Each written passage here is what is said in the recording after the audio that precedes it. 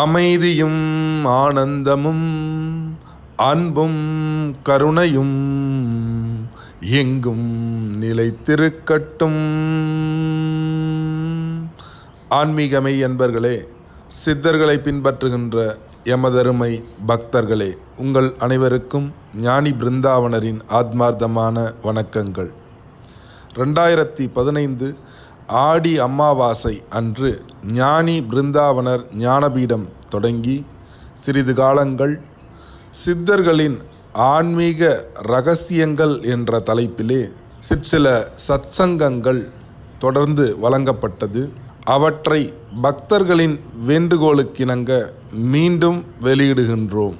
ஞானி பிருந்தாவனர் ஞானபீடத்தை தொடர்பு கொள்ள 00919443399023 009194339923 என்ற எண்ணை தொடர்பு கொள்ளவும். இன்றைய சித்தர்களின் ஆன்மீக இரகசிய உரையில் நாம் பார்க்க இருப்பது சித்தர் சிவவாக்கியர் ஐயா அவர்களின் மெய்ஞான பாடல்களின் மெய்ஞான விளக்கம். ஐயா, பொதுவாக பார்த்தீங்கன்னா சித்தர்களின் பாடல்கள் அனைத்துமே பரிபாசையில்தான் அதிகமாக உள்ளது. பரிபாசைக்கு பலவாறான அர்த்தங்கள் சொல்லப்படுகின்றன.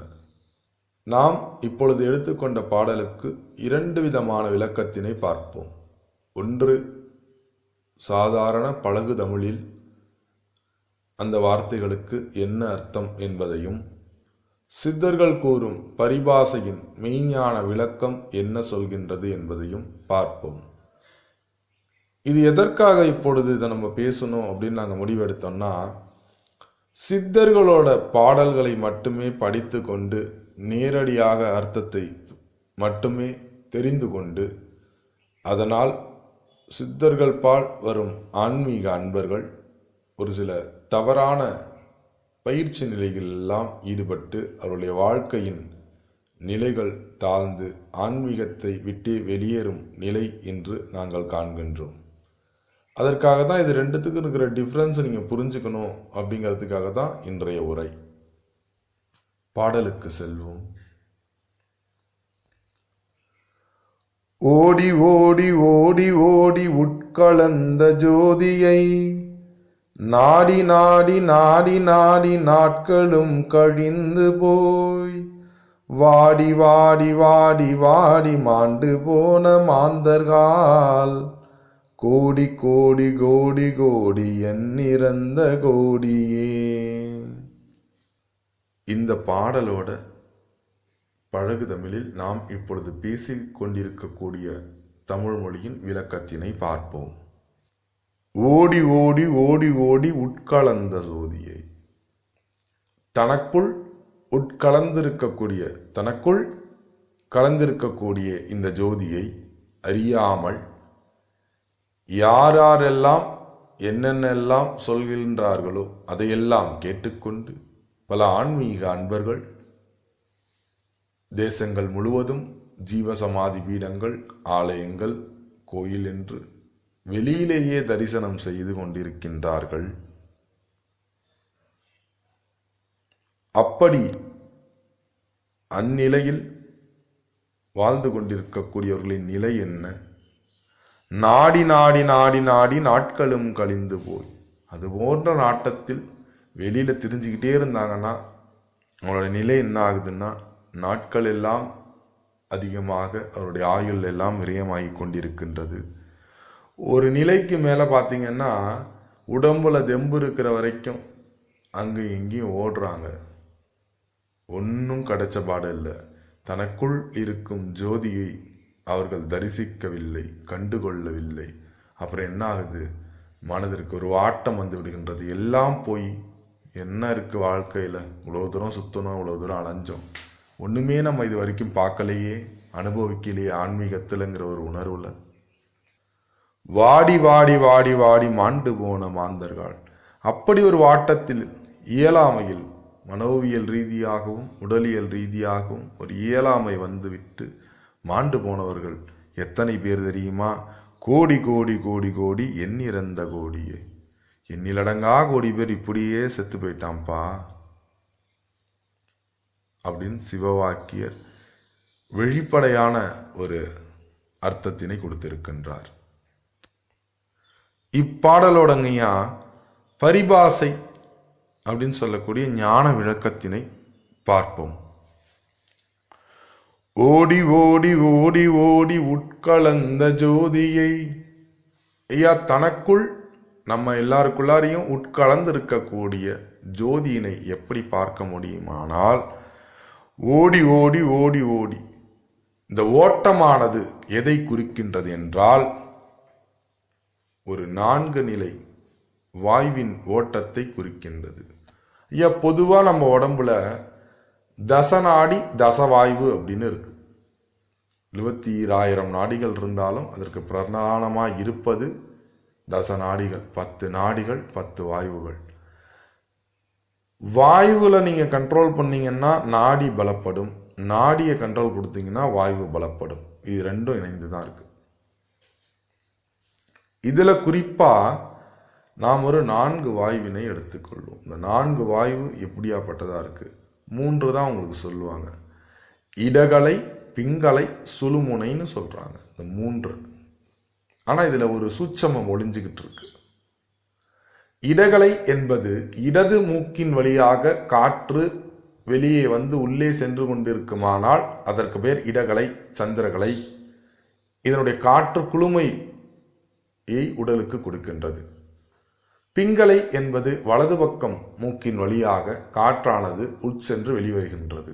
அப்பொழுது உங்க பாடியில ஹீட், வெப்பமானது உங்க பாடியில வந்து அதிகமாகின்றது.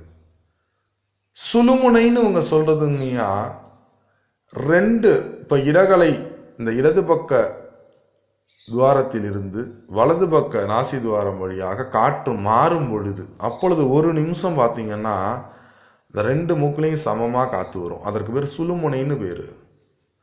அப்படி மாறுகின்ற அந்த நேரத்தில் உள்ள சுழுமுனை என்பது கேவல சுழுமுனைன்னு பேருங்கய்யா. அது தர்திரிய யோகம்னு சொல்லுவாங்க. ஐயா நீங்க பிராணாயாமம், வாசி யோகம் என்றெல்லாம் நீங்கள் இன்று இந்த உலகத்தில் தீட்சை என்று எடுத்துக்கொண்டு செய்து கொண்டிருக்கின்றீர்கள். நீங்க எல்லாரும் பண்றது ஒரே விஷயம்தான், கேவல சுழுமுனையை தான் பிடிக்கிறீங்க.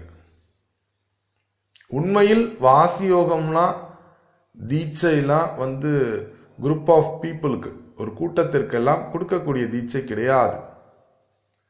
வாசியோகம் என்பதற்கு தகுதியெல்லாம் ரொம்ப அதிகங்கய்யா. உங்களுடைய உடல் அதற்கு தகுதியாக பக்குவமுடையதாக ஆக வேண்டும். மலஜலம் தேங்கி இருப்பவர்கள் வாசியோகம் செய்வதற்கு தகுதியற்றவர்கள். அதனால்தான் உடலை நீங்க சரி செய்தால் மட்டும்தான் வாசி யோகத்திற்கு முதல்ல நீங்க எலிஜிபிலிட்டியே. அப்போ இன்றைய நிலையில் வாசி யோகம் என்றும் பிராணாயாமங்கள் என்றும், பிராணாயாமத்தை தான் வாசி யோகம் சொல்லி தராங்கன்னு வச்சுக்கோங்க பல இடத்துல, என்றும் சொல்லக்கூடிய விஷயம் என்னன்னா, ஒரு சில இடத்துல பாருங்க தொண்டையை இறுக்கி அந்த 2 சுவாசத்தையும் நேர்படுத்தி ஓட்டுறாங்க. இதுதான் வந்து சுழுமுனை அப்படின்னு சொல்றாங்க. ஐயா இதுக்கு பேர் கேவல சுழுமுனைன்னு பேருங்க. நல்லா புரிஞ்சுக்குங்க, கேவல சுழுமுனைன்னு பேரு. இதுதான் அந்த 3 நாடி.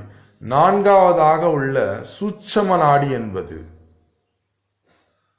பூரண சுழுமுனைன்னு பேரு. சுவாசம் எங்கிருந்து துவங்குகின்றதோ அல்லது எந்த இடத்தில் நீங்கள் இருக்கக்கூடிய சுவாசம் அடங்கி நிற்கின்றதோ அந்த இடத்திற்கு பேரு பூரண சுழுமுனைன்னு பேரு. அந்த இடத்தில் இருந்து தான் உங்களுக்கு உண்மையில் சக்தி நிலைகள், சக்கரத்தின் சக்தி நிலைகளும் பலவாறான உடலில் சக்தி நிலைகளும் ஆரம்பிக்குது.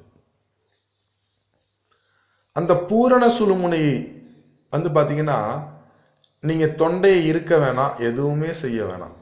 அந்த ஒரு வித்தை ஒன்று இருக்கின்றது, அதற்கு பேர் தான் வாசியோகம்.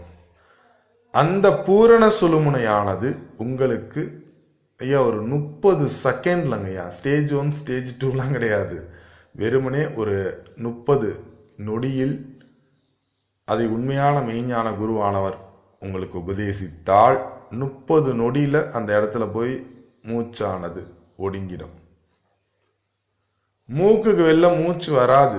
அது கொஞ்ச நாள் நம்ம பழகிட்டோம்னா மூக்குக்கு வெளியில மூச்சு வராது. அது வாசியோகம் சித்தி ஆயிடுச்சுன்னு அர்த்தம்.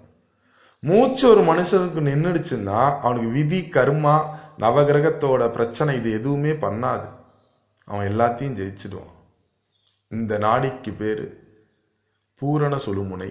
இது சூட்சம நாடி. இந்த நாடியை யார் ஒருவங்க பிடிச்சாங்களோ அவங்களுக்கு மட்டும்தான் தன்னுள் இருக்கக்கூடிய உட்கலந்து இருக்கக்கூடிய ஜோதியை பார்க்க முடியும் அப்படின்னு சொல்றாங்க.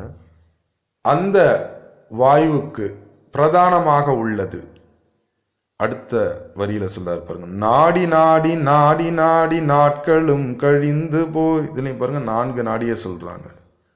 இடகலை, பிங்களை, சுழுமுனை.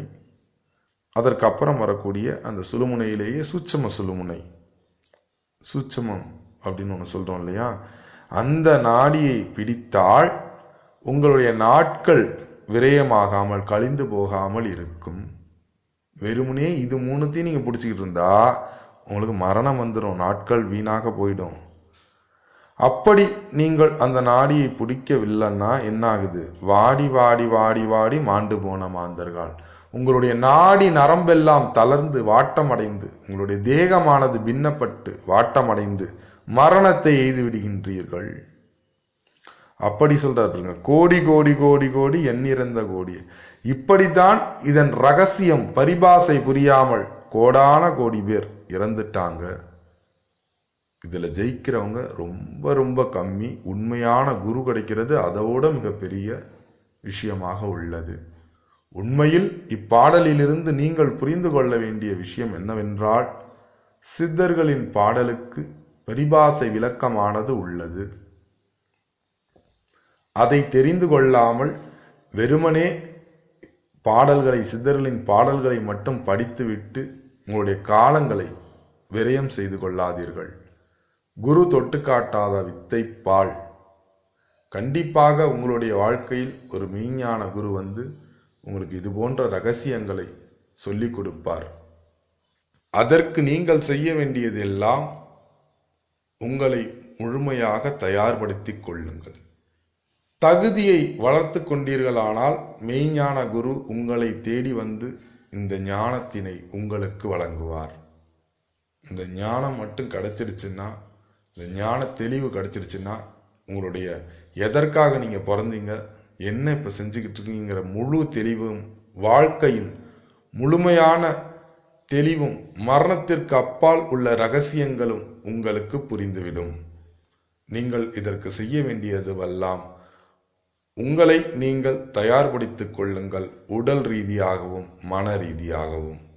அப்பொழுது உங்களுடைய வாழ்க்கையில் சித்தர்கள் கூறும் மரணமிலா பேரின்ப பெருவாழ்வு என்பது சத்தியமான உண்மையாக மாறும்.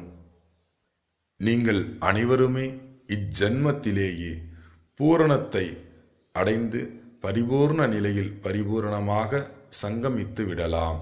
பரிபூரணம்.